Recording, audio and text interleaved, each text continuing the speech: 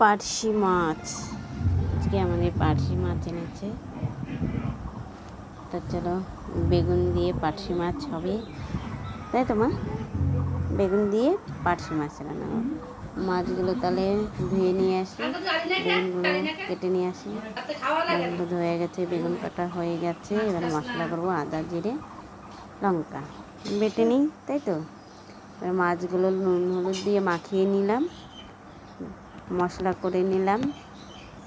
এবার মাছগুলোকে ভাজতে হবে, তাই তো? মাছগুলো একে একে ভেজে নিই, তাই তো? মাছগুলো ভাজা হয়ে গেছে। তারপর ওই তেলেই জিরে ফোড়ন দিয়ে দেবো একটু, তারপরে দিয়ে দেবো বেগুনগুলো একটু ভাজতে হবে, সামান্য হালকা করে ভেজে নিই। তারপরে নুন হলুদ দিয়ে দেবো, একটু কষিয়ে মশলাটা দিয়ে দেবো। তারপরে একটু নেড়ে চেড়ে হালকা একটু জল দেব, মশলাটা কষাবো, তো হালকা একটু মশলাটা কষাবো, কষিয়ে এবার জল দিয়ে দেব।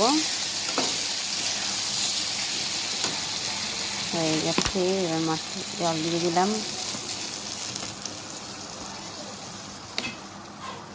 বেশি ঝোল দিতে হবে না, এর বেশি ঝোল ভালো লাগে না, তাই হালকা ঝোল দেবো। ঝোলটা এবার ফুটছে, মাছগুলো দিয়ে দিলাম।